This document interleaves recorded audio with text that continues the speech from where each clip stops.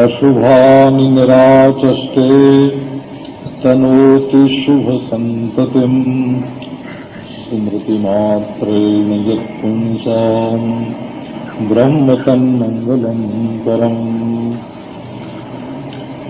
अतिकल्याणरूपत्वात् सर्वकल्याणसंश्रयात् स्मर्तॄणाम् वरदत्वाश्च ब्रह्म तन्मंगलम् परम्। अविद्याख्यम् आत्मानात्मनोः इतरेतराध्यासम् पुरस्कृत्य सर्वे प्रमाण प्रमेय व्यवहारा लौकिका वैदिकाश्च प्रवृत्ताः सर्वाणि च शास्त्राणि विधि प्रतिषेध मोक्षपराणि कथम पुनरविद्यावद् विषयाणि प्रत्यक्षादीनि प्रमाणानि शास्त्राणि च इति उच्यते। देहेन्द्रियादिषु अहम ममाभिमानरहितस्य प्रमातृत्वानुपपत्तौ प्रमाण प्रवृत्त्यनुपपत्तेः न हि इन्द्रियाण्यनुपादाय प्रत्यक्षादि व्यवहारः संभवति न चाधिष्ठानमन्तरेण इन्द्रियाणाम् व्यवहारः संभवति न चानभ्यस्तात्मभावेन देहेन कश्चिद् व्याप्रियते न च एतस्मिन् सर्वस्मिन् न सति असंगस्य आत्मनः प्रमातृत्वम् उपपद्यते न च प्रमातृत्वमन्तरेण प्रमाण प्रवृत्तिरस्ति तस्माद् अविद्यावद् विषयाणि एव प्रत्यक्षादीनि प्रमाणानि शास्त्राणि च। प्रमाण और प्रमेय के जितने व्यवहार होते हैं, ये नहीं सोचना कि प्रमाण प्रमेय के सिवाय भी कोई व्यवहार होता है।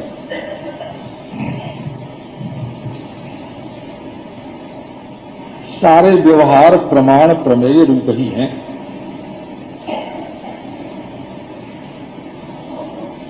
प्रमेय उसको कहते हैं जो प्रमाणों के द्वारा जाना जाता है,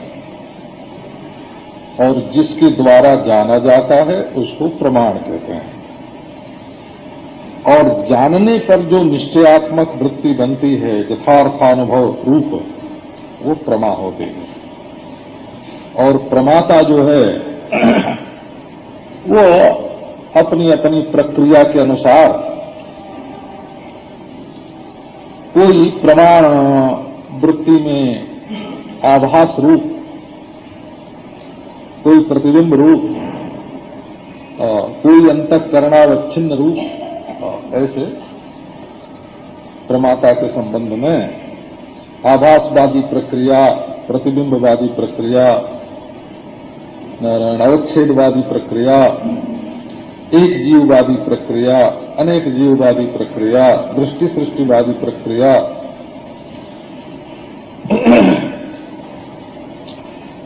अलग अलग विचार करते हैं। परंतु प्रक्रिया चाहे कोई भी हो,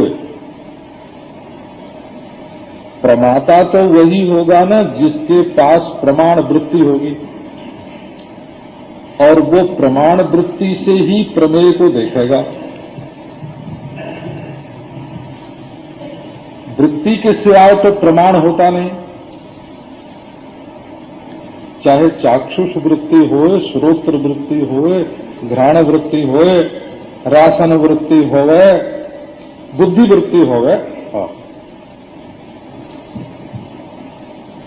तो वृत्ति के बिना तो प्रमाण होगा नहीं, और प्रमाण के बिना प्रमाता होगा नहीं। प्रमाण और प्रमेय, ये आंख, कान, नाक, ये सब प्रमाण, इनके आधार पर अनुमान प्रमाण, उपमान प्रमाण, ये भी प्रत्यक्ष का अनुयायी है। हो प्रत्यक्ष के पीछे लिंग परामर्श होने पर अनुमान, मान माने प्रत्यक्ष और अनुमान माने प्रत्यक्ष के पीछे चलने वाला,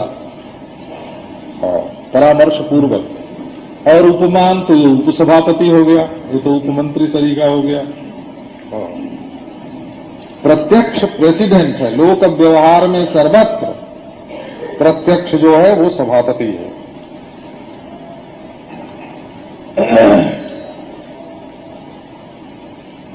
और शब्द प्रमाण में जो प्रत्यक्ष अनुमानादि प्रमाणों से उपलब्ध न होए, उसके विषय में शास्त्र प्रमाण होता है। जो प्रत्यक्ष से दिख रहा है, ये घड़ा है, उसके बारे में शास्त्र की क्या जरूरत है? हाँ, घड़े में वरुण देवता नहीं दिख रहे हैं, तो वरुण देवता के बारे में शास्त्र प्रमाण होगा और घड़े के बारे में प्रत्यक्ष प्रमाण होगा।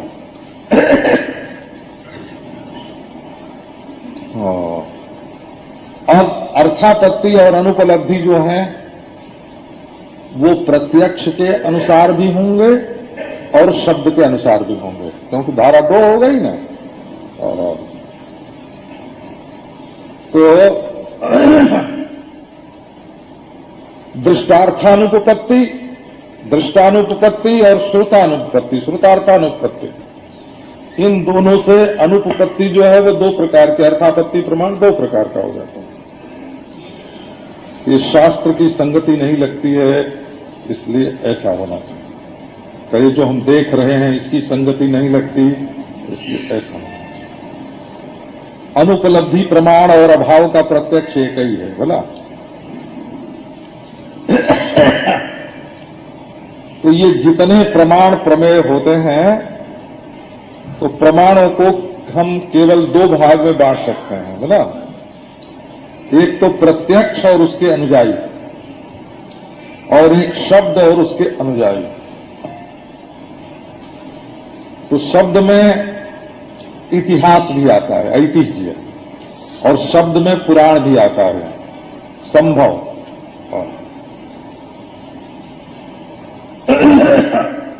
और चेष्टा प्रमाण जो है, प्रमाण के संबंध में 9 की गिनती पहुंचाते हैं हो महात्मा लोग। प्रत्यक्ष, अनुमान, उपमान, शब्द, अर्थापत्ति, अनुपलब्धि, ऐतिह्य, संभव और चेष्टा, ये 9 है। नाट्य शास्त्र में चेष्टा को भी प्रमाण मानते हैं, और आंख से ऐसे कर दिया है और समझ गए कि वहां जाने को कह रहे हैं, तो आंख की चेष्टा हुई और उससे समझ गए। तो नाटक शास्त्र में चेष्टा को भी प्रमाण मानते हैं, और पुराण शास्त्र में हुआ कि नहीं ये प्रश्न नहीं है, ऐसा हो सकता है कि नहीं, संभव है कि नहीं, ये संभव प्रमाण है। और ऐतिह्य, इतिहास में ऐतिह्य प्रमाण है। और मीमांसा में अर्थापत्ति और अनुपलब्धि, ये 2 मुख्य प्रमाण हैं।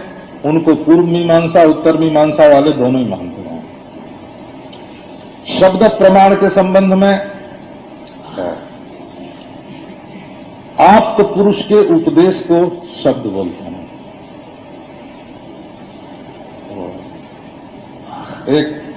एक आपको केवल हंसी के लिए सुना देता हूं। ये नापित शब्द जो है ना, नापित, नाई के लिए नापित शब्द आता है ना,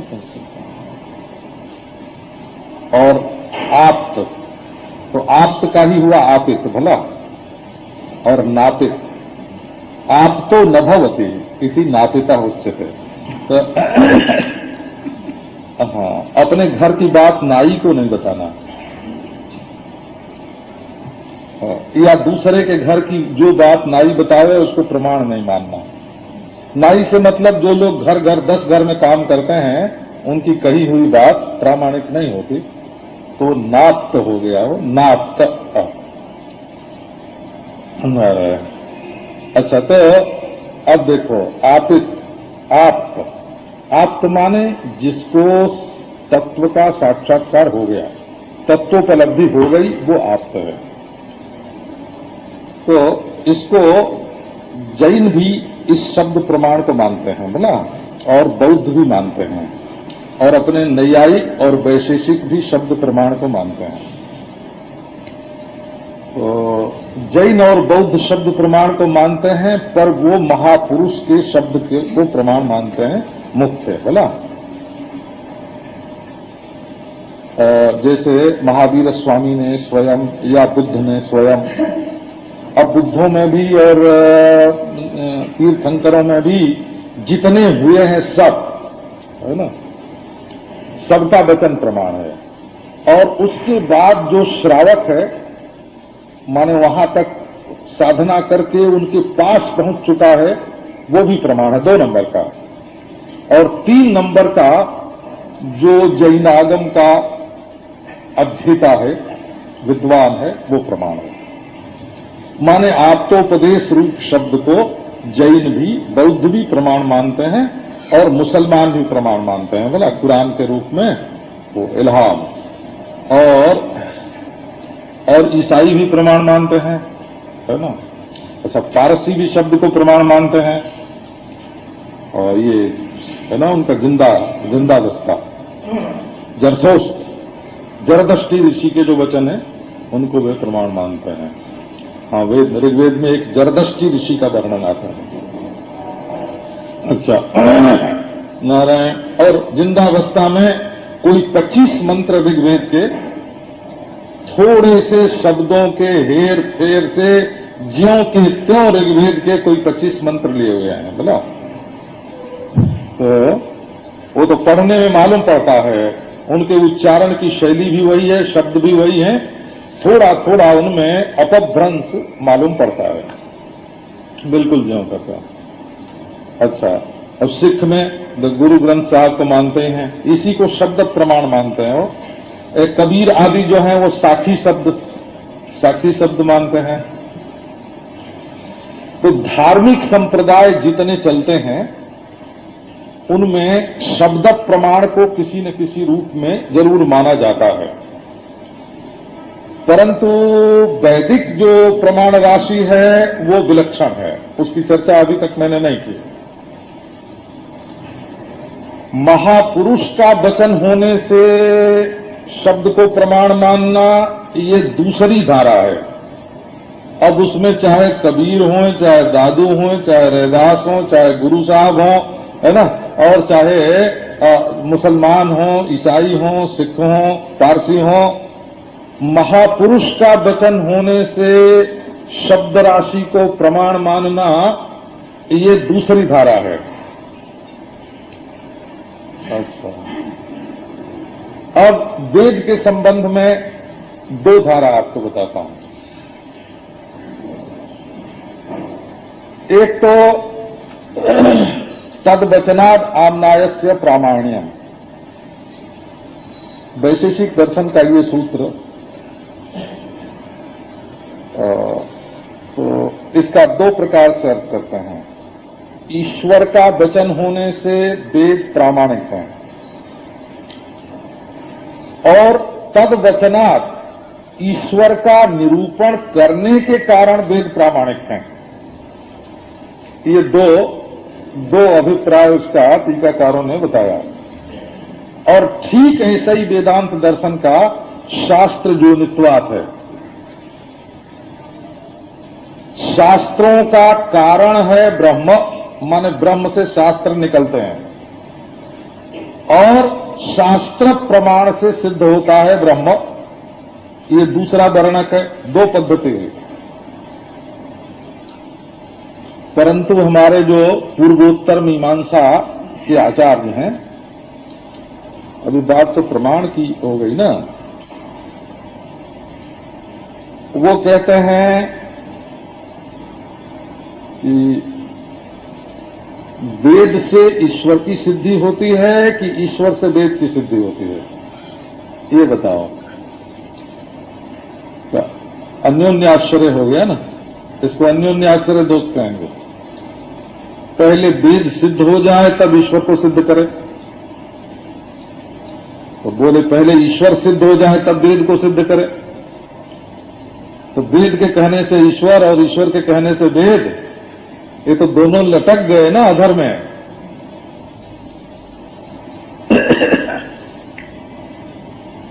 तो नारायण प्रमाण के अंतर्गत आप प्रमाणों की देखो दशा। अच्छा, आप नाक से केवल पूरी दुनिया को जान सकते हैं?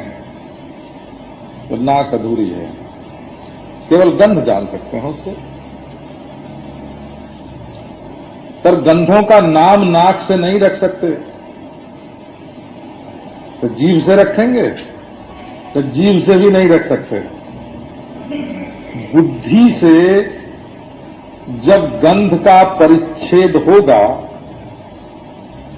अलग अलग गंधों की पहचान होगी, तो क्या केवल नाक ही कर देगी? कि नहीं, चमेली के पौधे की पहचान आंख से होगी और गंध की पहचान नाक से होगी। तो आंख से पहचाने हुए चमेली के पौधे में ऐसी गंध है,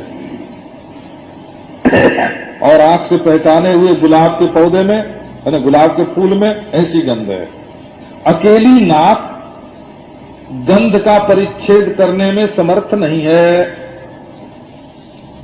तो जब आंख भी लगी और नाक भी लगी, दोनों लगी, तो दोनों में रहने वाला एक जो मन है ना, जिसमें प्रियता अप्रियता आई, प्रियता का तारतम्य आया, और वो बुद्धि जिससे विचार होता है, इनको भी लगाना पड़ेगा। तो आप देखो प्रमाण की बात, कोई भी एक इंद्रिय आपकी पूर्णता को ग्रहण करने में, अच्छा किसी चीज को केवल आंख से देखकर आप पहचान सकते हैं? गुलाब को आंख से देखें और चमेली को आंख से देखें, तो दोनों के गंध में क्या फर्क है, ये बात आप आंख से बता सकते हैं? कहीं नाक की जरूरत पड़ेगी। गुलाब का रूप नेत्र से प्रकाशित होगा, परंतु गुलाब की गंध नहीं, और गुलाब की गंध नाक से प्रकाशित होगी, आंख से नहीं। इसका अर्थ है कि जितना प्रमाण प्रमेय व्यवहार ये इंद्रिय मूलक है, ये पूर्णता के प्रत्यक्ष में समर्थ नहीं है। हम अपनी किसी भी इंद्रिय के द्वारा पूर्णता को नहीं देख सकते। क्या चाहते हो कि हम आंख से ईश्वर को देख लें हैं और पहचान लें कि ये ईश्वर है? जिससे तुम्हारा प्रेम होगा उसी को ईश्वर मान बैठोगे।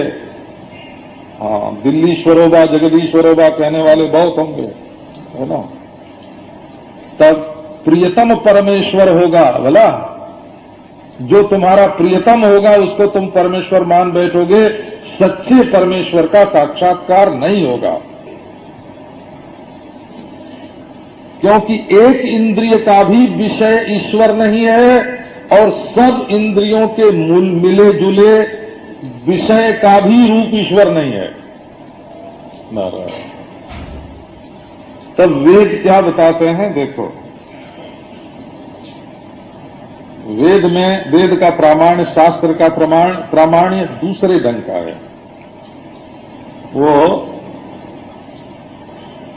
वो कहते हैं कि हमें एक ऐसा अंतःकरण चाहिए दुनिया में, आप लेके बताओ, जिसमें भ्रम न हो।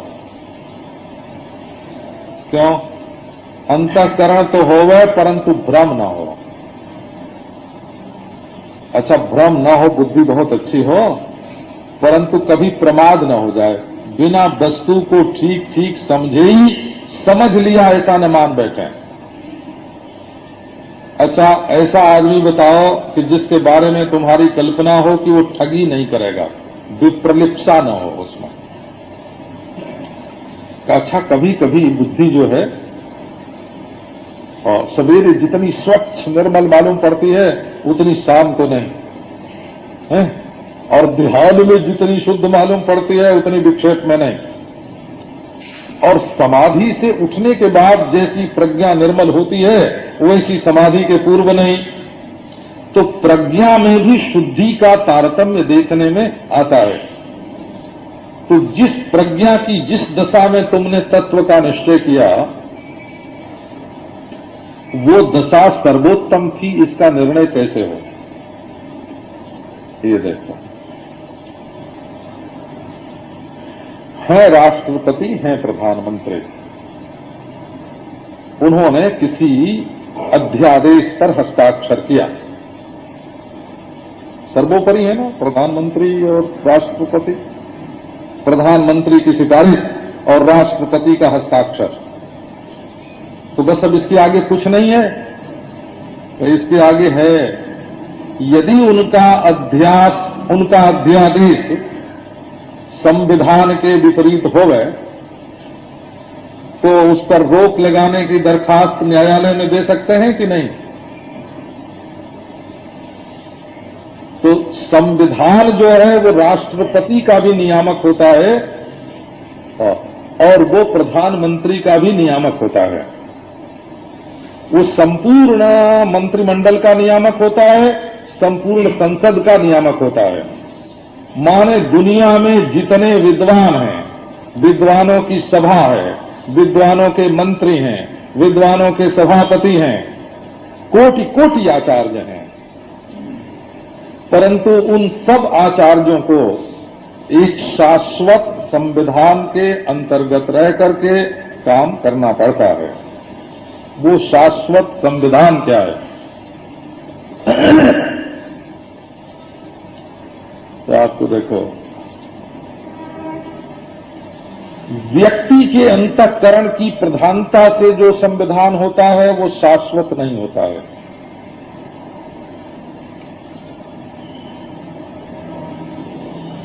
जो सार्वकालिक, सार्वदेशिक, सार्वभौम,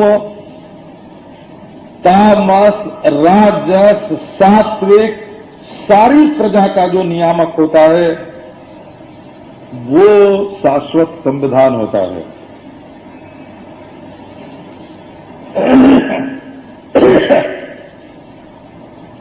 अब देखो, वैष्णव होके कोई मांस खाने लग जाए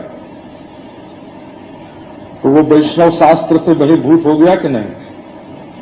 परंतु ईश्वर की सृष्टि से बहिर्भूत हो गया क्या? एक बात।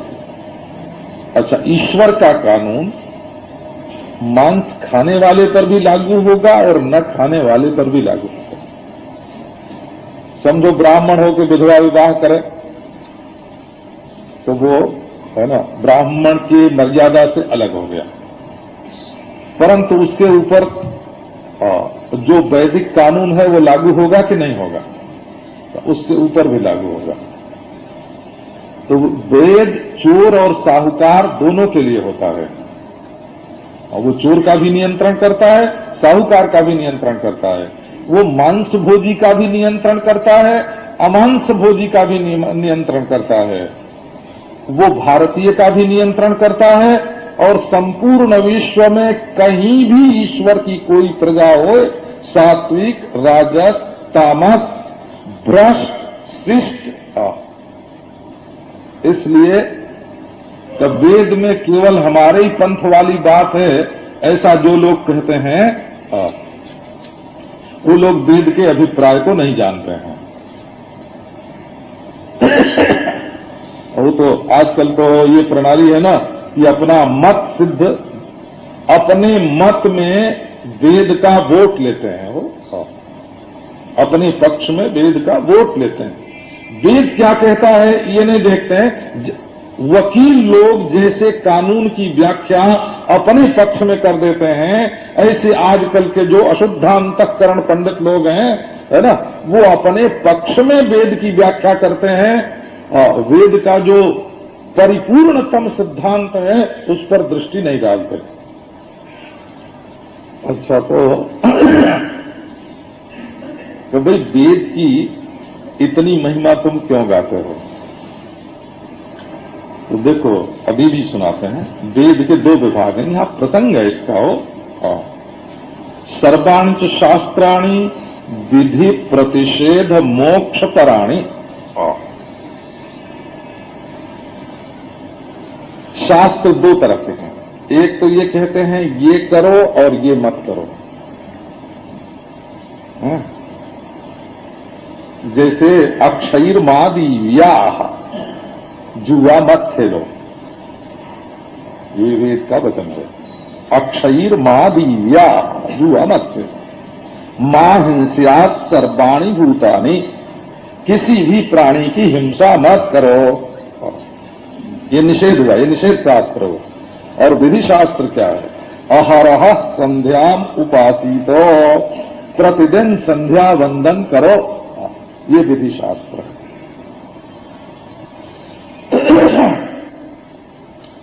तो निषेध शास्त्र के उल्लंघन से पाप लगता है और उसके पालन से पुण्य होता है। और जो विधि शास्त्र है नारायण, वो पाप निवर्तक होता है और पुण्य जनक होता है विधि शास्त्र। ये आप लोग सत्संग की बात ज्यादा सुनते हैं ना, तो शास्त्र की चर्चा आपको सुनने को कम मिलती होगी, कभी कभी मिलती होगी। अच्छा, आपको कहो तो इस संबंध में एक बात ऐसी सुनावे, जल्दी भले दिमाग में न बैठे।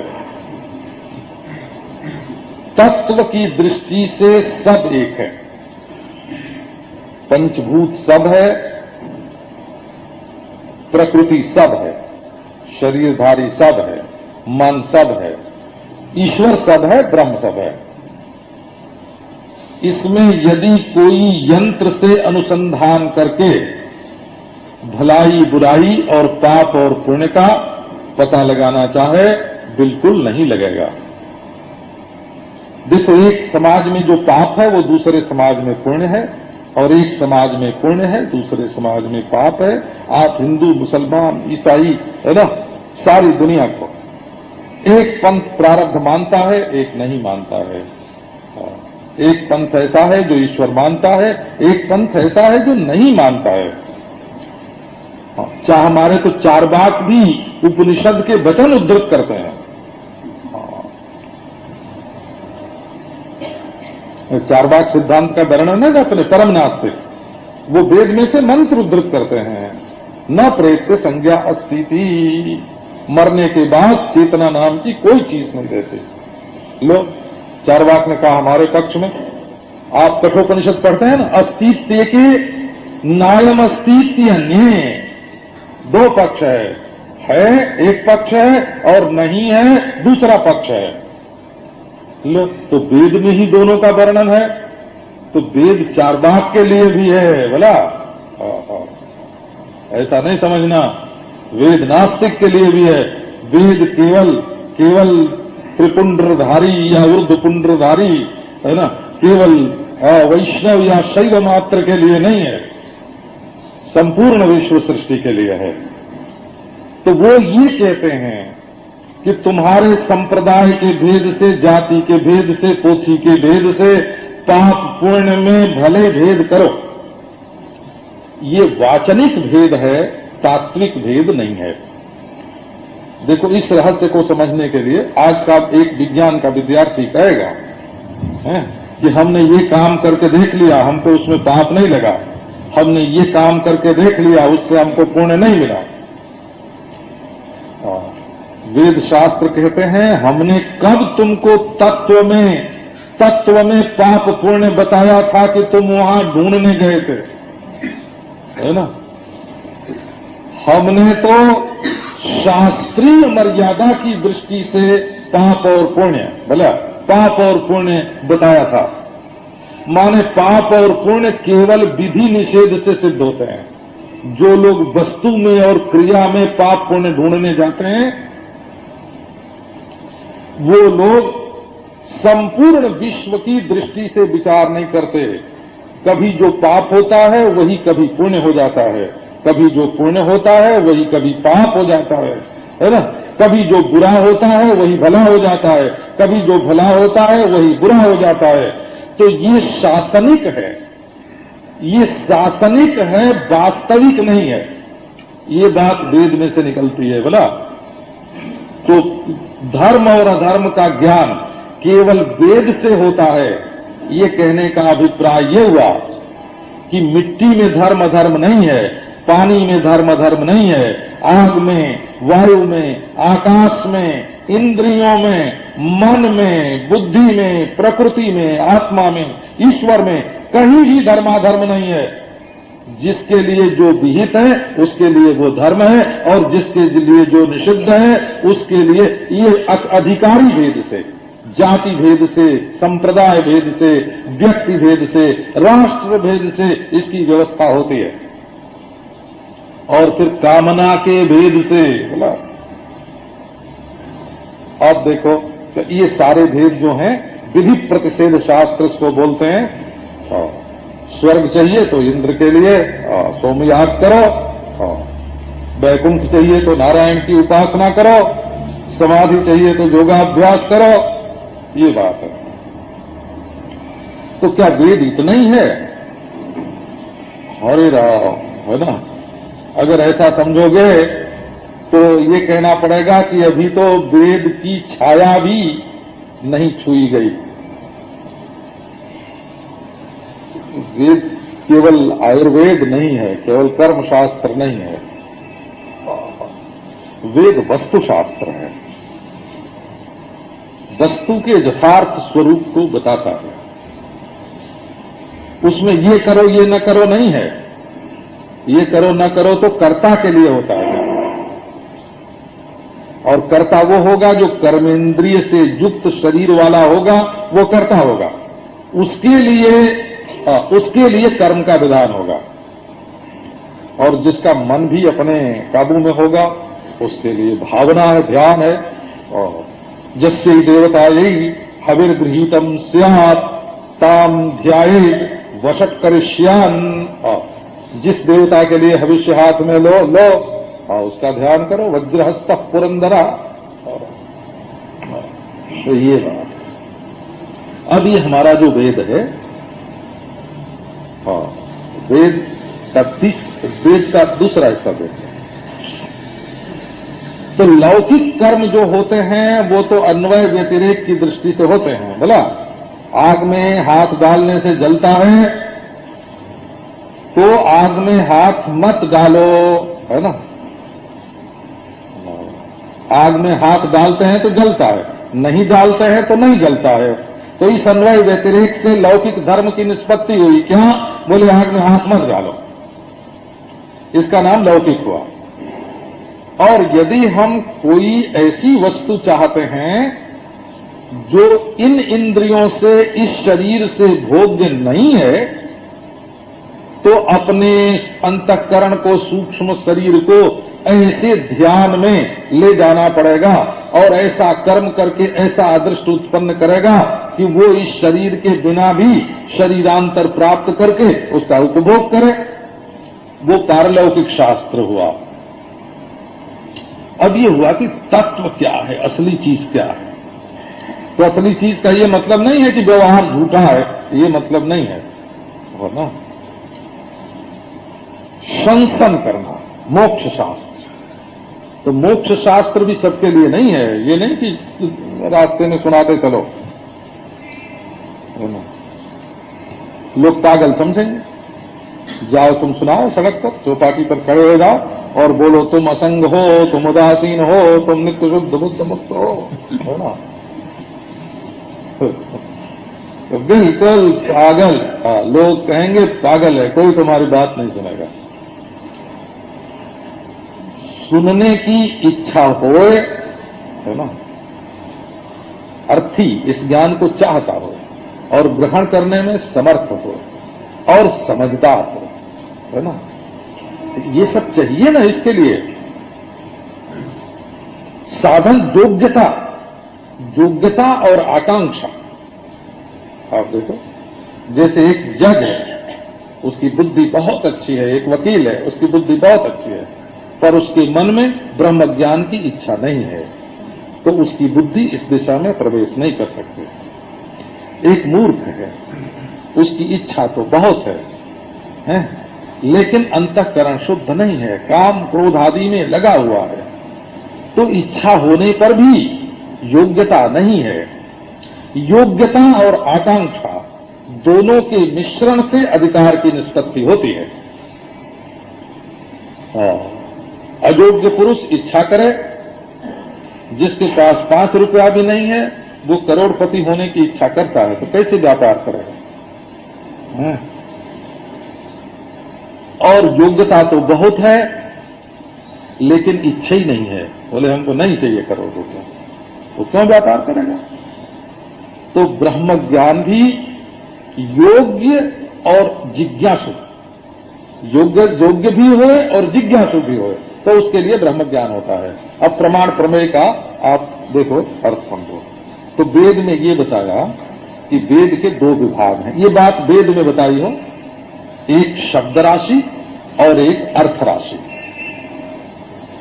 ये मुंडकोपनिषद में द्वे विद्ये वेदितव्ये पराचैवापराच, एक पराविद्या है और एक अपराविद्या है। तो तत्र ऋग्वेदो यजुर्वेद सामवेद ये सब क्या है? बोले ये सब अपराविद्या है ना, शब्द राशि है। अब देखो आगे बढ़े ना, शब्द राशि तो अधिक से अधिक हो सकती है, तो जागृत अवस्था में हो सकती है और स्वप्नावस्था में हो सकती है। शब्द राशि तो और हो ही नहीं सकती, आगे बढ़ ही नहीं सकती। अब बोले अर्थ राशि, वेद में जिस वस्तु का वर्णन किया गया है सो, तो वो तो जागृत में भी हो सकती है, स्वप्न में भी हो सकती है, सुषुप्ति में भी हो सकती है, समाधि में भी हो सकती है, इनके मिट जाने पर भी हो सकती है।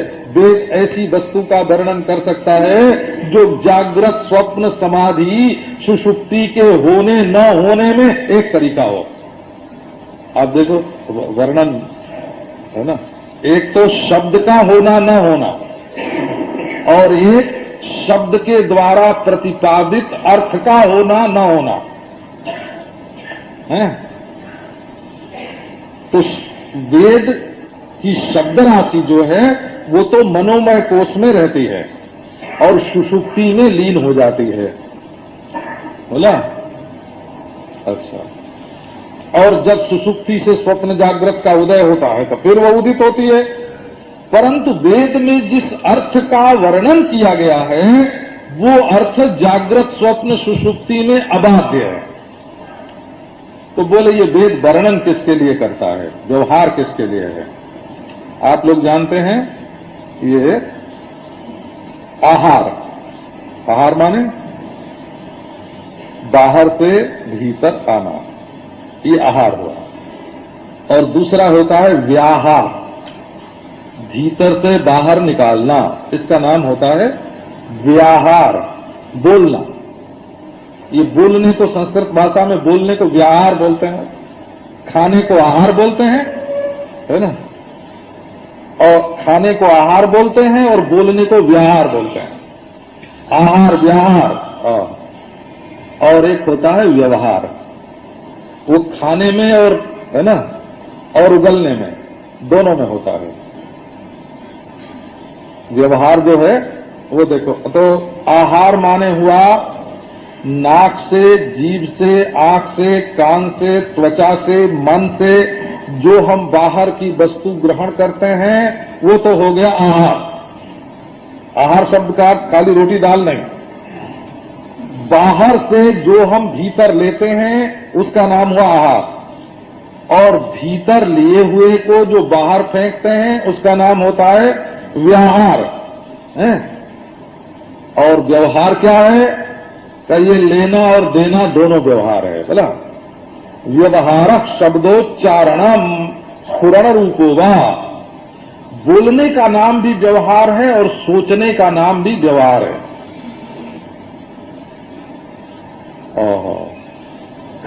लेना भी व्यवहार है, देना भी व्यवहार है, और दोनों के बारे में विचार करना भी व्यवहार है। विचार भी व्यवहार है, पूरा रूप होगा। हम विचार न कर रहे हो तो मन विचार करता है, तो अब देखो जितने प्रमाण प्रमेय व्यवहार हैं, तो ब्रह्म ज्ञान का निरूपण करना भी एक व्यवहार है और इसका श्रवण करना भी एक व्यवहार है। तो ये किसके लिए है? तो जिसको ज्ञान की इच्छा हो वह उसके लिए है, सबके लिए नहीं है। तो ज्ञान की इच्छा किसको है? अब ये देखो,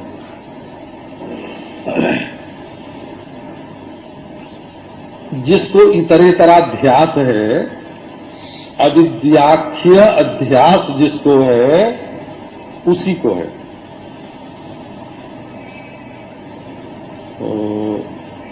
तो भाई जिज्ञासा, तो ये गीता के 13वें अध्याय में है ना, भगवान शंकराचार्य ने एतद् जो वेत्ति तम प्राहु क्षेत्रज्ञ की तद्विदा, देखना भाष्य का विस्तार उसमें। अज्ञानम कस्य, ये प्रश्न किया, अज्ञानम कस्य, अज्ञान किसको है, किसका है अज्ञान? इसका उत्तर क्या है? यह पृच्छति तस्यैव, जो पूछ रहा है उसी का है। क्योंकि ये जो तुम्हारी पिपृच्छिषा है, पिपृच्छिषा पूछने की इच्छा, प्रष्टुम इच्छा पिपृच्छिषा, ये जो तुम्हारा प्रश्न है, पृच्छा है, पृच्छा पूछना है, तुम जान के पूछ रहे हो कि बिना जाने पूछ रहे हो? अगर जान के पूछ रहे हो तब तो ये तुम्हारा खेल है, तुम जानना चाहते नहीं हो। और बिना जाने पूछ रहे हो, है ना, तो अज्ञान स्वीकार करना पड़ेगा, है? तो ये प्रमाण प्रमेय व्यवहार जो है, ये जिज्ञासु का प्रश्न और ज्ञानी का प्रतिवचन। ज्ञानी का प्रतिवचन क्या है? तो ज्ञानी का प्रतिवचन ये है कि बारंबार वो इस विषय पर विचार करता रहा है, सुनता रहा है, सुनते सुनते विचार करते करते, है ना, अनुभव हो जाने के बाद भी वो विचार की संस्कार धारा उसकी अंतःकरण में कभी शांत रूप से कभी उदित रूप से रहती है। जब जिज्ञासु छेड़ देता है तो वो बहने लगती है। ये कहो कि ब्रह्म बोलता है, तो ब्रह्म नहीं बोलता है, बोला कि ब्रह्म सुनता है, कि ब्रह्म नहीं सुनता है।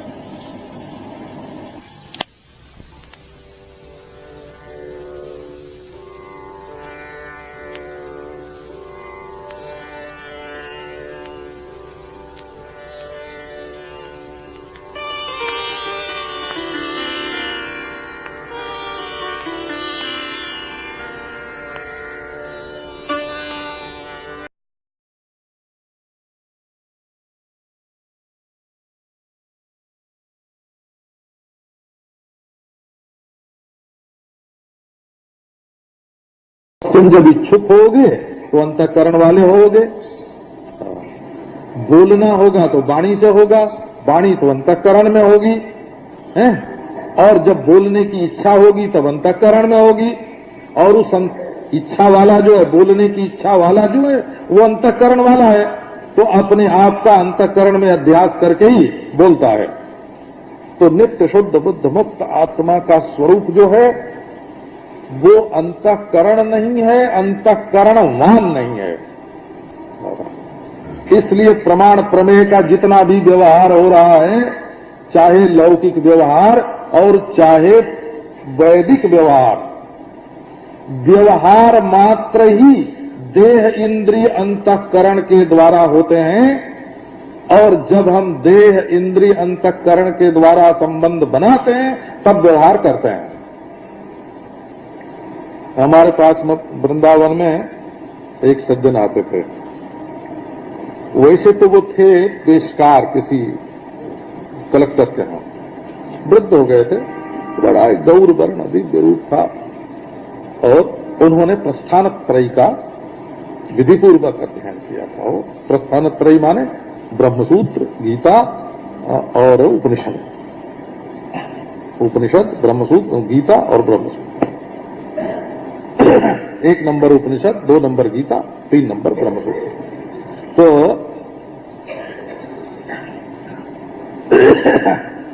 क्योंकि उपनिषद और गीता के वचनों का ही इसमें ऊहापोह करके तत्व निर्णय किया हुआ है।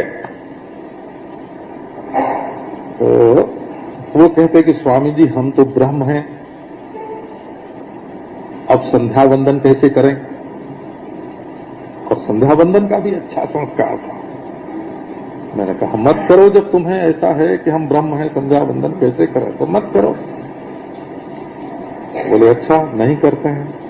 फिर दूसरे दिन आए तो स्वामी जी हमको तो जैसे भूखे रहने पर असंतोष होता है, प्यासे रहने पर असंतोष होता है, वैसे संध्या वंदन किए बिना तो हमारी अंतरात्मा मानती नहीं है।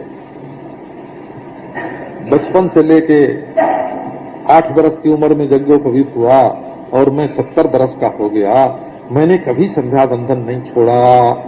अब हम छोड़ते हैं तो हमको जैसे भूखे प्यासे रहने पर असंतोष होता है वैसे होता है, हम नहीं रह सकते संध्या वंदन के बिना। तो मैंने कहा अच्छा करो, करो, करने में।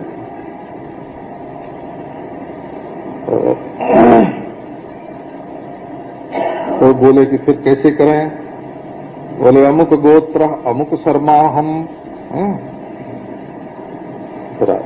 स्वामी जी मैं अमुक गोत्र तो नहीं हूँ, हमारे तो गोत्र ही नहीं है, मैं अमुक शर्मा नहीं हूँ, मैं तो ब्रह्म हूँ। फिर कैसे करूँ? देखो एक बात आपको सुनाते हैं। वो बोले कि अच्छा ऐसा संकल्प करते हैं कि यद्यपि नित्य शुद्ध बुद्ध मुक्त रूप ब्रह्म मैं हूँ, तथापि व्यावहारिक दृष्टि से देह इंद्रियादिकों का अपने में अध्यास करके और अध्यारोपित दृष्टि से अपने को ब्राह्मण मान करके अमुक गोत्र अमुक शर्मा में हैं।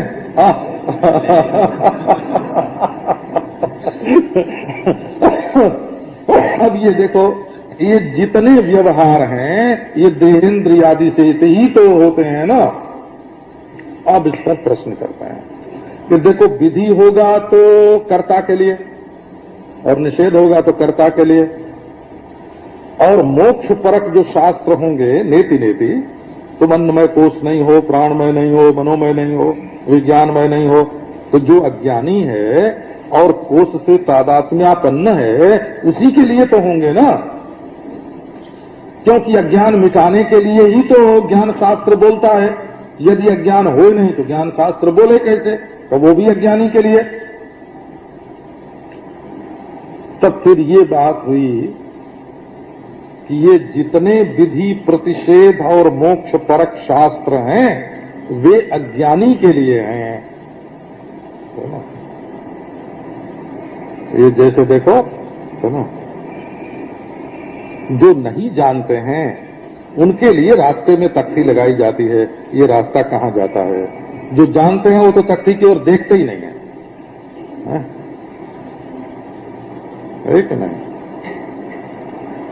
तो भाई ये रास्ता कहाँ जाता है? अच्छा जो अमरूद जानता है, अब तुम ला के एक अमरूद हमको दो, है ना, एक सेव दो और हमको बताओ स्वामी जी ये सेव है, तो हमको क्या मान के बताते हो कि सेव है? कि शायद स्वामी जी सेव न पहचानते हैं, तभी ने बताया। हमको पहचान कराते हैं ना, है ना, जैसे पुरुष की पहचान कराते हैं स्त्री की, ये अमुक मेम साहब के ये पति हैं, बताते हैं। तो हम मेम साहब को जानते हैं, उनके पति को नहीं जानते हैं, तो संबंध के द्वारा ज्ञान कराते हैं। तो जहां अज्ञान होता है वहीं तो ज्ञान कराया जाता है ना। इसलिए ज्ञान शास्त्र भी अज्ञान काल में ही चरितार्थ होता है। जानकार के लिए, ज्ञानी के लिए ज्ञान शास्त्र चरितार्थ नहीं होता है। अब इस पर महाराज वो प्रश्न उठाया, ये तो बड़ी भारी क्रांति हुई ना। वेद में ही लिखा है ऐसे, बोला कि शास्त्र ज्ञानी के लिए नहीं होते, बोला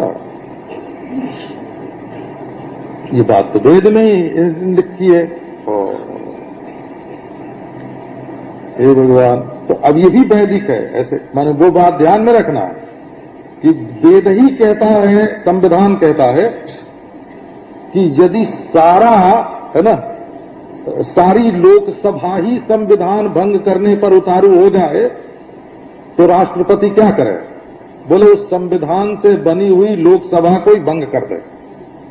और यदि प्रधानमंत्री संविधान का भंग करते हो तो प्रधानमंत्री को ही निकाल दे, मंत्रिमंडल ही भंग कर दे। तो ये मंत्रिमंडल भंग करना भी है ना, जैसे संविधान में ही मंत्रिमंडल बनाना है और संविधान में ही मंत्रिमंडल भंग करना है ना। अच्छा, यदि राष्ट्रपति अमुक प्रकार का आचरण करे तो वो संविधान का संरक्षक है, परंतु तब लोकसभा को है ना, संसद को ये अधिकार है कि अमुक अवस्था में यदि राष्ट्रपति किसी शत्रु देश से मिल जाए तो है ना, तो हमारी संसद को ये अधिकार है कि राष्ट्रपति को पदच्युत करते और दूसरा राष्ट्रपति चुन ले। ये अधिकार कहां से आया है? ये संविधान से आया। बोला तो नारायण, प्रश्न ये है कि यदि प्रमाण है तो वो अज्ञानी के आश्रय नहीं रह सकते।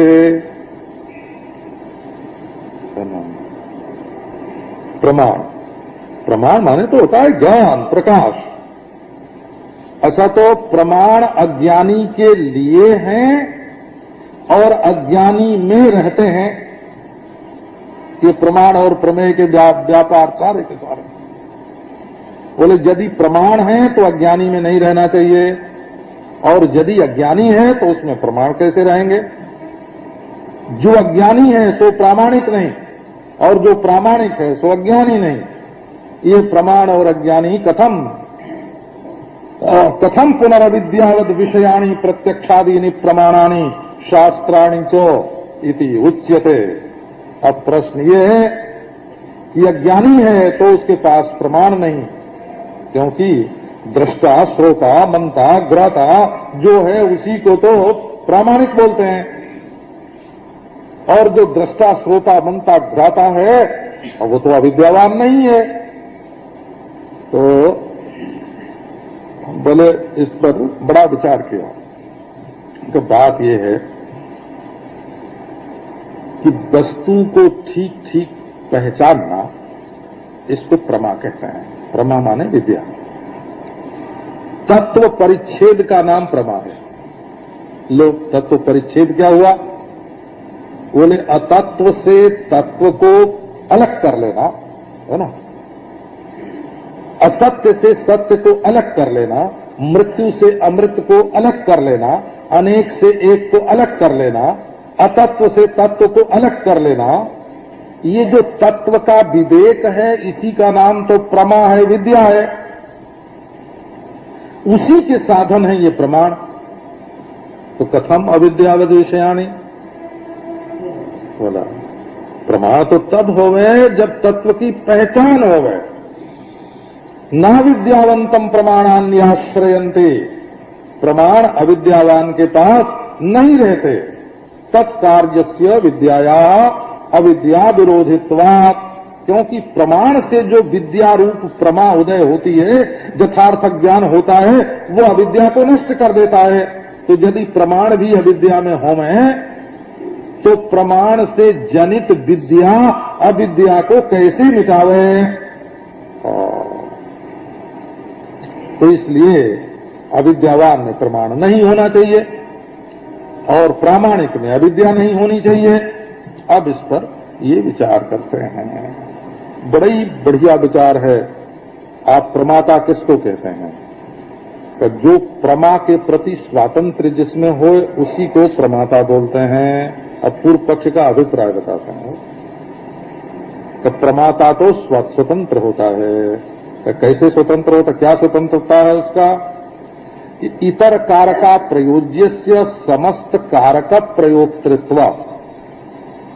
प्रमाता उसको बोलते हैं, है ना, प्रमाता उसको बोलते हैं कि सारी इंद्रियां उसको अपनी इच्छा से न चला सकें, वह अपनी इच्छा से सब इंद्रियों को चलावे, तब प्रमाता होता है।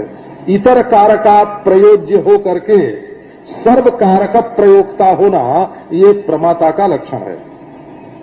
वो आंख से न देखा जाए न आंख उसको लाल की काला पीला न बता सके, लेकिन आंख से वो चाहे जिस चीज को देख सके, आंख से, कान से, नाक से, दूसरी इंद्रियों से वो चलाया न जाए, वो इंद्रियों को चलावे, उसका नाम प्रमाता होता है।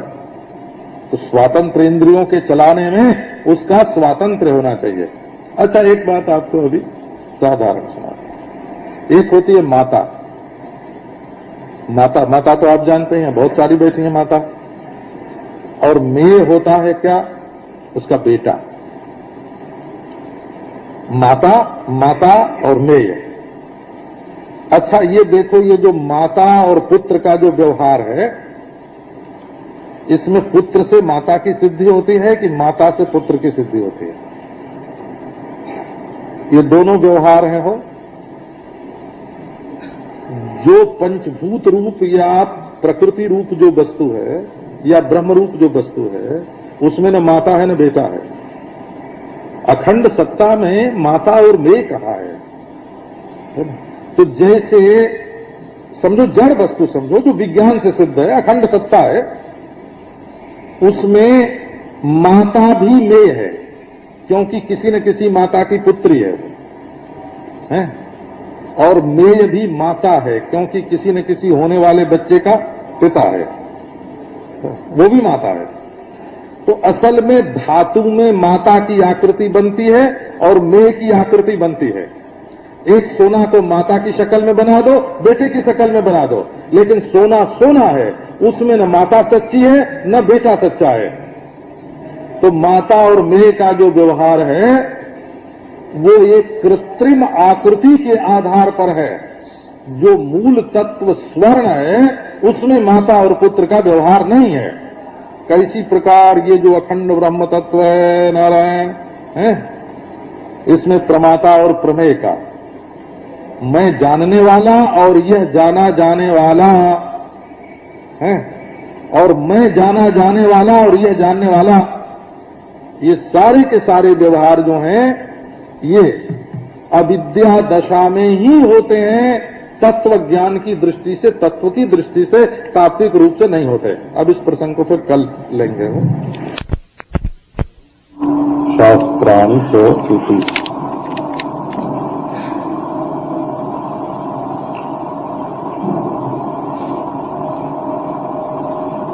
भगवान ने कहा कि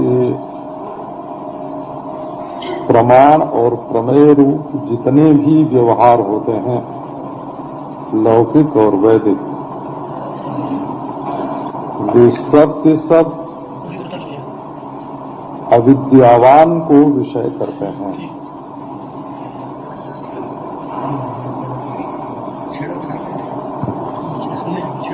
लौकिक व्यवहार में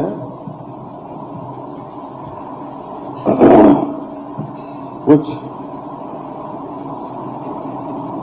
अन्वय व्यतिरेक की आवश्यकता पड़ती है। माने आदमी समझदार होना चाहिए और अपने व्यवहार के परिणाम को, फल को, नतीजे को वो समझ सकता हो।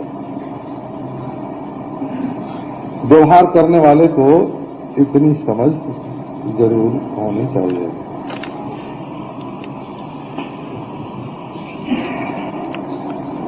उसमें हर बात में वेद में कैसे लिखा है यही पता लगाने की आवश्यकता नहीं है।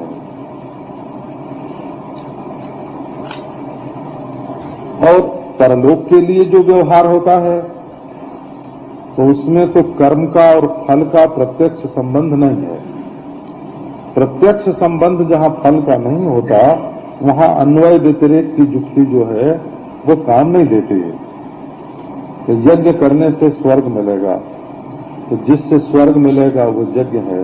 तो ये बात हम श्रुतार्थापत्ति माने केवल शास्त्र के द्वारा तो हम इसमें युक्ति लगा सकते हैं, बिना शास्त्र के युक्ति नहीं लगा सकते।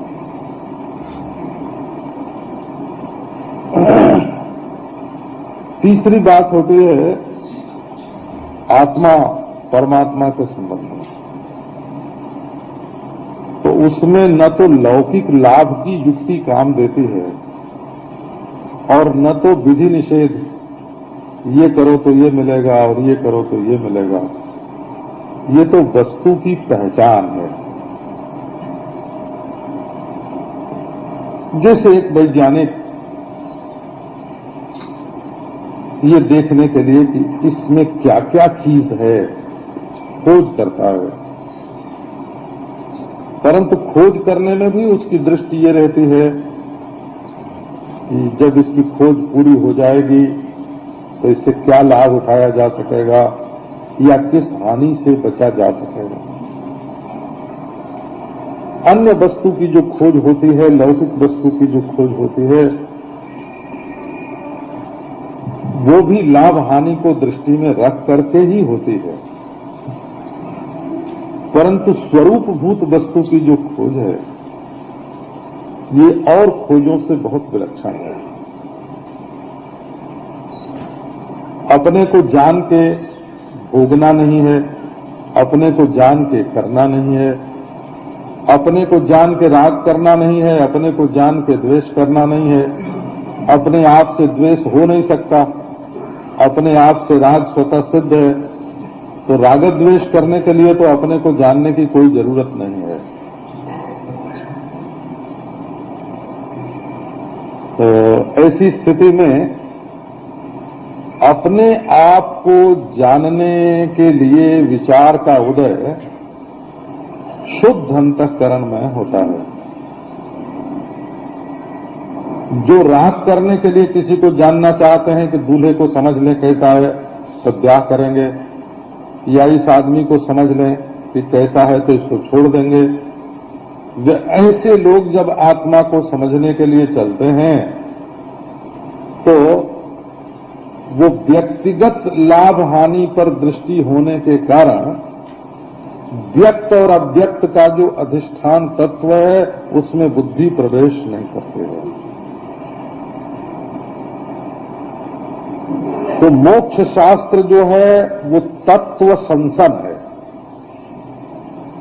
माने अतत्व से तत्व को अलग करके, असत्य से सत्य को अलग करके, अयथार्थ से यथार्थ को अलग करके, यथार्थ की जो समझ है वो तो मोक्ष शास्त्र है, और क्या करना क्या नहीं करना इसकी जो समझ है ये धर्मशास्त्र है, आचार शास्त्र।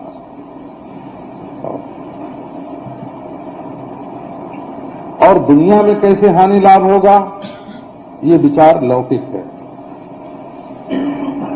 तो जितने प्रमाण प्रमेय के व्यवहार हैं कुछ लौकिक लाभ हानि की दृष्टि से हैं और कुछ विधि निषेध की दृष्टि से हैं कि क्या करना क्या नहीं करना।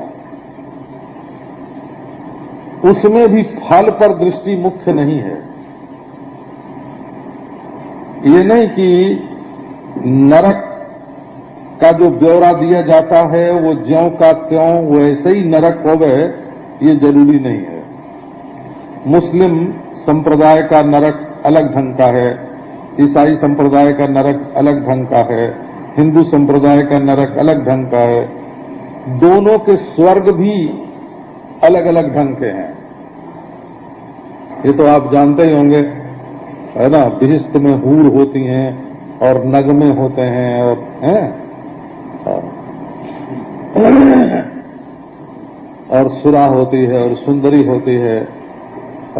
तो बिहिश्त भी तरह तरह के होते हैं। तो उनके रूप के यथार्थ वर्णन में शास्त्र का तात्पर्य नहीं होता। उनके लोभ से विहित कर्म का आचरण करे मनुष्य, इसमें शास्त्र का तात्पर्य होता है। जैसे बच्चे को अगर कहें कि तुम ये काम करके ले आओ तो तुमको पेड़ा देंगे, तो उनको पेड़ा खिलाने के लिए काम करने को नहीं कहते, काम करने के लिए पेड़ा खिलाने को कहते हैं। ये तो बात आपके ध्यान में आई रखे। माने मनुष्य का उद्देश्य उससे काम लेना है, मनुष्य का उद्देश्य उसको पेड़ा खिलाना नहीं है। हालांकि काम करने पर पेड़ा भी खिलावेगा, लेकिन अभिप्राय यही है कि वो अच्छा काम करे। तो ये जो स्वर्ग और नरक के शास्त्र हैं उनका अभिप्राय मरने के बाद नरक और स्वर्ग में जाने से नहीं है, है ना। स्वर्ग प्रापक कर्म प्रशस्त होते हैं, उनको करना चाहिए, और नरक प्रापक कर्म निंदित होते हैं, उन्हें नहीं करना चाहिए। कर्म की प्रशस्ति में और कर्म की निंदा में माने विधि के अर्थवाद में और निषेध के अर्थवाद में उनका तात्पर्य है। अर्थवाद पिब निम्बम प्रदास्यामि तुभ्यम खंड लड्डुकान, खंड मोदकान, बेटा नीम का काढ़ा जरा पी लो, एक बार तुम्हें कड़वा लगेगा लेकिन उसके बाद मैं तुम्हें लड्डू खिलाऊंगा। तो मनुष्य का तात्पर्य काढ़ा पिलाने में है, लड्डू खिलाने में नहीं है। वहां कर्म मुख्य है, फल मुख्य नहीं है। बच्चे की बुद्धि में जो फल है, तो विधि और निषेध के जो शास्त्र होते हैं, आप इस दृष्टि से अगर विचार नहीं करोगे तो हमारी पुरानी बातों को तो बिल्कुल समझ ही नहीं सकोगे। उसके लिए 2000-5000 बरस पुरानी भाषा पढ़नी पड़ती है, उसमें व्यंजना क्या होती है, अभिधा क्या होती है, लक्षणा क्या होती है, नियम क्या होता है, परिसंख्या क्या होती है, अर्थवाद क्या होता है, ये सब समझना पड़ता है, तब पुराने ढंग की जो बात है वो समझ में आते हैं। तो ये विधि निषेध शास्त्र है। और मोक्ष शास्त्र है। मोक्ष शास्त्र जो वस्तुनिष्ठ है, असल में वस्तु क्या है, सच क्या है, सत्य क्या है। तो ये तीनों ही शास्त्र अज्ञानी को विषय करते हैं। मानो जो जानता है उसके लिए बोलने की जरूरत नहीं है। बच्चे को अब मालूम हो गया कि आग में हाथ नहीं डालना, जल गया एक बार, अब फिर नहीं डालेगा। अब उसको बार बार बताने की जरूरत नहीं है कि बेटा आग में हाथ मत डालना।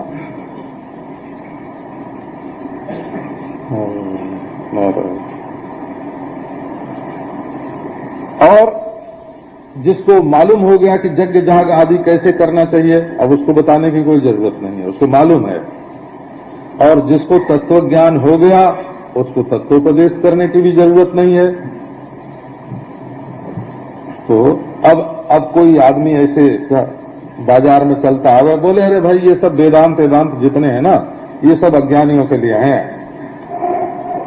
तब बहुत बढ़िया, तुम तो अज्ञानी नहीं हो ना। जरा ये देख लो, जो लोग ये कह के वेदांत श्रवण का निषेध करेंगे कि ये तो अज्ञानी के लिए है और हम अज्ञानी नहीं हैं, तो अगर वो अपने को धोखे में नहीं डालते हैं, उनका अंतःकरण यदि सत्य का पक्षपाती नहीं है, अपनी परिस्थिति को वो नहीं देख सकते हैं, तो उनके लिए कुछ कहना नहीं है। परंतु जिनको बंध मोक्ष का ज्ञान प्राप्त करना है, आत्मा ब्रह्म का ज्ञान प्राप्त करना है, यथार्थ को समझना है, उनके लिए वेदांत श्रवण की आवश्यकता है। अब ये प्रश्न उठाया, कथम पुनः अविद्यावद विषयाणि प्रत्यक्षादीनि प्रमाणानि शास्त्राणि च। अरे राम, ये प्रत्यक्ष आदि माने प्रत्यक्ष अनुमान आदि जितने प्रमाण हैं वे सब अविद्यावान को विषय करते हैं।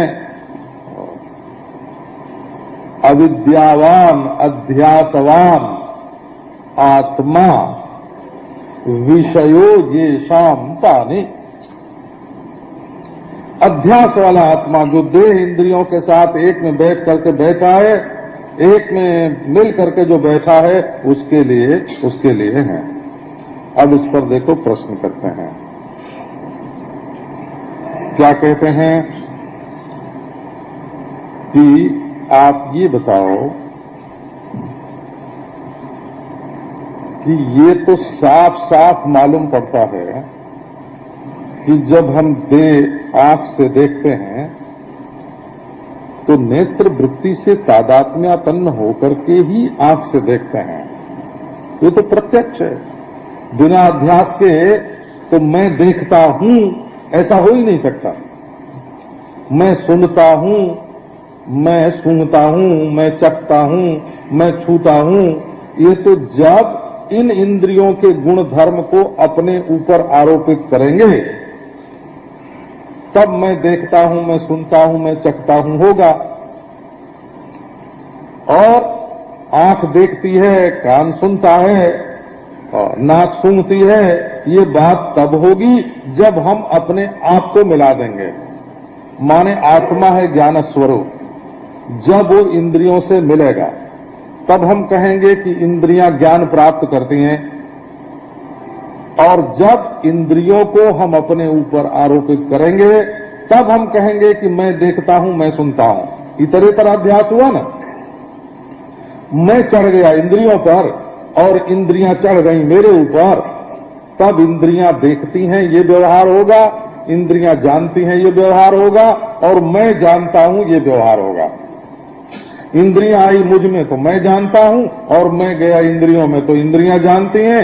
मैं और इंद्रियों को मिलाए बिना ये व्यवहार नहीं चल सकता। तो बोले ये मिलाना है ऐसा क्यों मानते हो? इंद्रियां ही करते हैं ऐसा मानो हैं?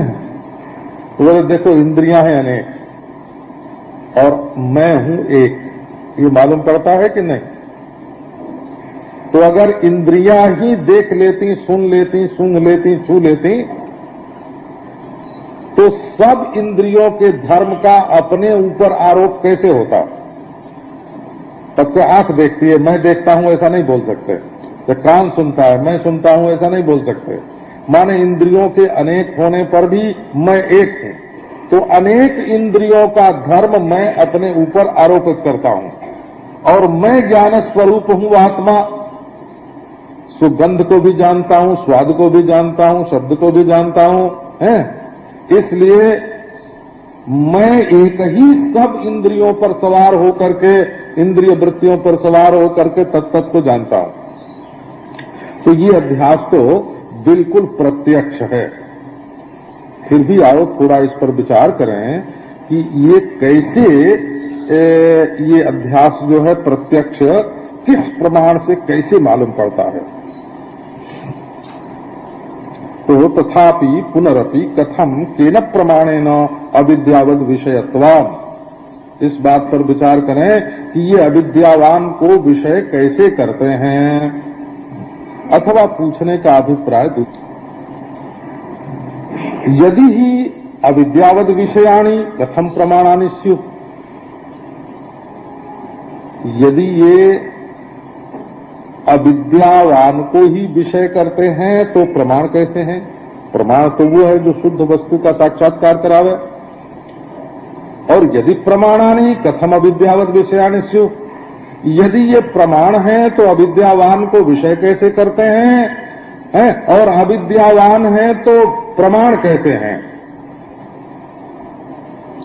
तो अब इस प्रश्न, इस व्यवहार की उपपत्ति के लिए आगे का प्रसंग प्रारंभ करते हैं।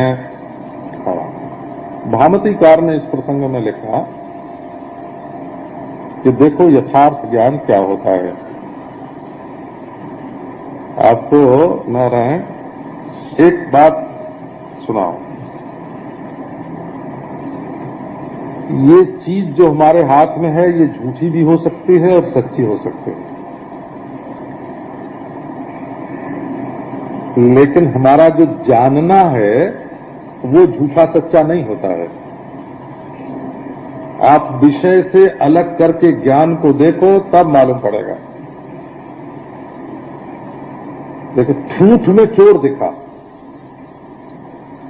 तो झूठा चोर दिखा, दिखने वाला चोर झूठा था, परंतु दिखना भी झूठा था क्या? है ना? माने विषय के मिथ्या होने पर भी, विषय के अयथार्थ होने पर भी ज्ञान अयथार्थ नहीं हो जाता, क्योंकि विषय तो दिख रहा था नारायण ठूठ में। ठूठ में विषय हो चाहे ना हो, लेकिन ज्ञान तो अपने आप में था, वो झूठा कैसे होगा? अच्छा, सपने में जो चीज दिखी, सपने में आपको हाथी दिखा, तो सपने में हाथी नहीं था, ये तो ठीक है, वो स्वप्न का हाथी मिथ्या था। परंतु आपसे कोई कहे कि जी नहीं, तुमने हाथी वाथी कुछ नहीं देखा, झूठे ही बोलते हो, तो आपको उसकी बात कैसी लगेगी? लेकिन देखो, ये हमको झूठा समझता है ना। आप कहते हैं कि स्वप्न का हाथी झूठा था, ये तो ठीक, परंतु मैं झूठा नहीं हूं, है ना। हमने सचमुच हाथी देखा था, हमारा देखना सच्चा है, हाथी झूठा है। देखो ये क्या हुआ, ये विषय से ज्ञान का विवेक हुआ। विषय झूठा हो सकता है, ये देखो, विषय दूर भी हो सकता है, निकट भी हो सकता है, परंतु ज्ञान दूर और निकट दोनों को जानता है। ये बात आपको मालूम है? एक चीज, आपका एक रिश्तेदार है, वो लंदन में हो सकता है और वो हिंदुस्तान में हो सकता है, परंतु आपका ज्ञान आपके हृदय में है कि वो लंदन में है कि हिंदुस्तान में है। तो रिश्तेदार के दूर या निकट होने से ज्ञान दूर निकट नहीं होता, वो तो आप ही हैं वो ज्ञान। हे भगवान। अच्छा, कोई बात कल की हो सकती है, 5000 बरस पहले की हो सकती है, 5000 बरस के बाद बारे में आप सोच सकते हैं, आज के बारे में भी सोच सकते हैं, लेकिन ज्ञान जो आपका है नारायण, वो 5000 बरस बाद का नहीं है, पहले का नहीं है, इस समय है ना। बल्कि यह समय भी उसी से मालूम पड़ता है। आप ज्ञान के बारे में ये बात जानते हैं ना, है ना? ज्ञान घड़े का हो, कपड़े का हो, वो अलग अलग हो सकते हैं, स्त्री का हो, पुरुष का हो, स्त्री और पुरुष अलग अलग हो सकते हैं, लेकिन रोशनी एक ही है। जैसे एक ही बल्ब की रोशनी में स्त्री पुरुष दोनों दिखते हैं, तो जैसे एक ही आंख से स्त्री और पुरुष दोनों दिखते हैं, वैसे एक ही ज्ञान से स्त्री और पुरुष दोनों दिखते हैं। स्त्री और पुरुष अलग अलग हैं, परंतु ज्ञान एक है, अंधकार और प्रकाश अलग अलग हैं, पर दोनों का ज्ञान एक है। समाधि और विक्षेप अलग अलग हैं, पर दोनों का ज्ञान एक है। धर्म अधर्म अलग अलग हैं, पर दोनों का ज्ञान एक है। झूठ और सच अलग अलग है, पर दोनों का ज्ञान एक है। तो विषयगत जो धर्म हैं, वो विषय के प्रकाशक पर आरोपित नहीं हो सकते। सामने वाली चीज में जो अच्छाई बुराई है, सामने वाली चीज में जो अच्छाई बुराई है, वो देखने वाले में आरोपित नहीं हो सकती। तो देखने वाला, तो ये इंद्रियां भी सामने है, हो ये अंतःकरण भी सामने है। इंद्रियों का अच्छा होना या बुरा होना, आंख हमारी तेज है, आंख हमारी मंदी है, हमारे आंख ही नहीं है, आंख के होने न होने, मंदी होने, तेज होने का असर आपके ज्ञान पर नहीं है। ऐसे अंतःकरण इनका सोता है, का जागता है, कि सपना देखता है, इसका असर भी आपके ज्ञान पर नहीं है।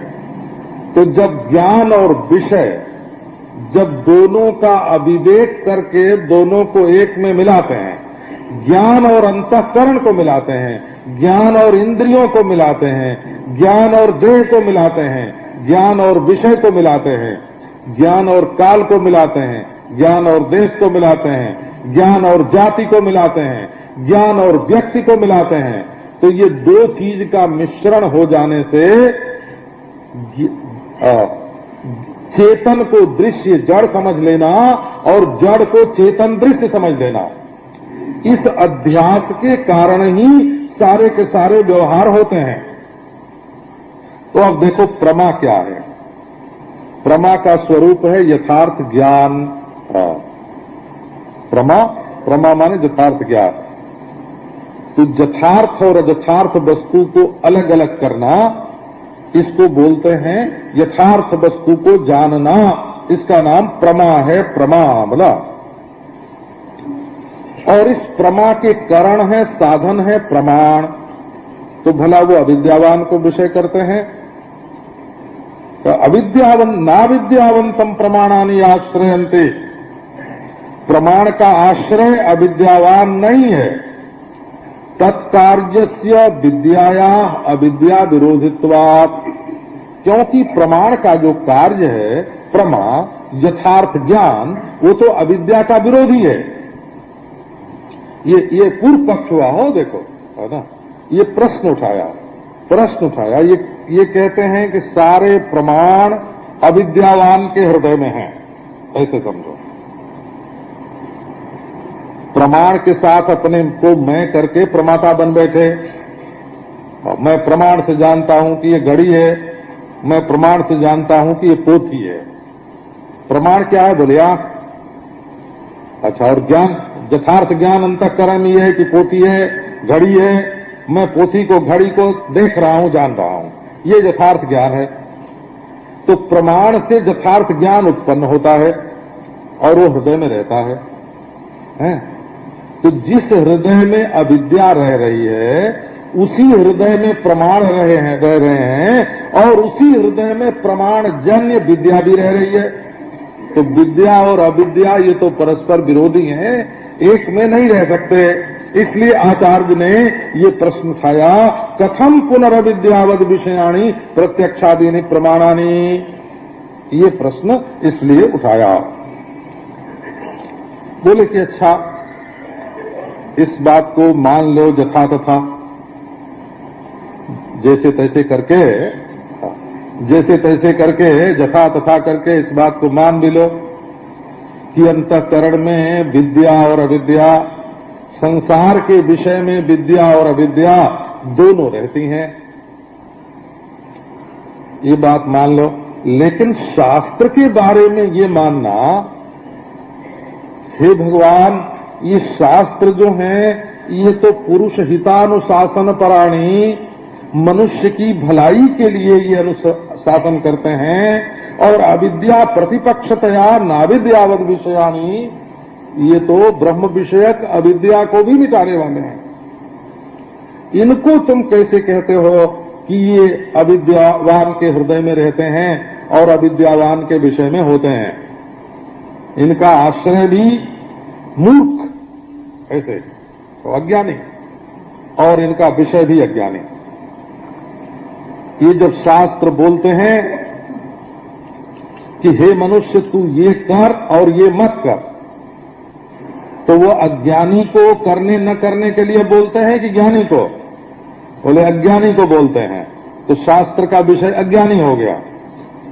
और जिसको ये आस्था बड़ी बनी हुई है कि ऐसा करना चाहिए और ऐसा नहीं करना चाहिए, उस कर्म शास्त्र, हृदय में वृत्ति रूप से विराजमान जो कर्म शास्त्र है अथवा तत्व शास्त्र है, उसमें आरूढ़ होकर के और ये समझाने की कोशिश कर रहा है दूसरे को कि हे बेटा तुम ऐसे करो, तुम ऐसे करो, तो बेटा वाला हुआ कि नहीं है? अच्छा, गुरु ने जब चेला वाला अपने को बनाया, चेला वाला बना, है ना? चेला वाला जब बना, है ना, और शास्त्र जन्य वृत्ति वाला बना, अरे ये ज्ञान इसको नहीं होगा तो बंधन में रहेगा, नरक में रहेगा, मर जाएगा, है ना? असल में तत्वज्ञ की दृष्टि में तो अपने आत्मा के सिवाय दूसरा कोई है नहीं।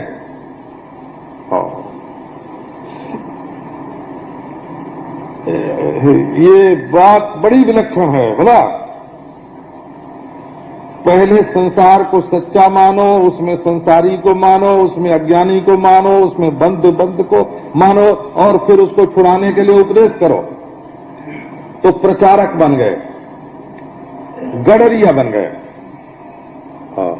और महात्मा बेख्वाहिश, बेपरवाह अपनी जगह पर बैठा है, जिसको 1000 बार गरज हो कि हम अज्ञानी हैं, वो खुद माने कि हम अज्ञानी हैं, हम बद्ध हैं, हम दुखी हैं, हम जन्म मरण वाले हैं, कहे महाराज कृपा करके हमारा बंधन छुड़ा दो, हमारा अज्ञान मिटा दो। तो उसकी बात सुन के ज्ञानी हंस देता है, परमानंद स्वरूप तू, नहीं तो मैं दुखलेश।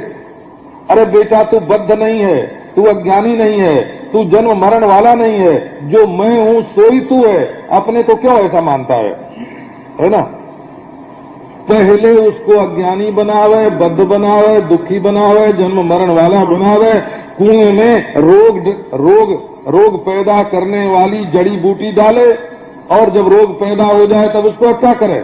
ऐसा डॉक्टर तत्वज्ञानी नहीं है।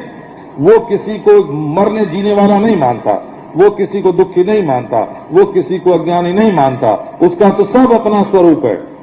परंतु अपना स्वरूप होने पर भी यदि कोई रोता हो कि महाराज हम दुखी हैं, अज्ञानी हैं, मरने वाले हैं, तो उससे बात करे तो करे, और नहीं तो न करे तो न करे। क्यों? ये अपना स्वरूप ही है। ये पादरियों वाला मिशन दूसरी चीज है बोला। वो पारमार्थिक संस्था नहीं है, व्यावहारिक समाज सेवी संस्था है। हम मानते हैं उसके महत्व को स्वीकार करते हैं, परंतु वो व्यावहारिक समाज सेवी संस्था है। वो परमार्थ बोधक तत्वज्ञों की संस्था नहीं है। हर पुरोहित तत्वज्ञ नहीं हुआ करता, हर मौलवी तत्वज्ञ नहीं हुआ करता, हर पादरी तत्वज्ञ नहीं हुआ करता। तत्वज्ञ दूसरे होते हैं, और ये अपने अपने मजहब के, है ना, चंदन लगाना तो कड़ाई लगाना पड़ा नहीं, और चंदन लगाना तो कड़ाई लगाना खड़ा नहीं, है ना। ये खड़ा चंदन पंथ है, ये आड़ा चंदन पंथ है बोला। ये दाढ़ी पंथ है, ये चोटी पंथ है, ये चोटी कटाना पंथ है, और चोटी रखना पंथ है बोला। इसका तत्वज्ञ के साथ इसका कोई संबंध नहीं है।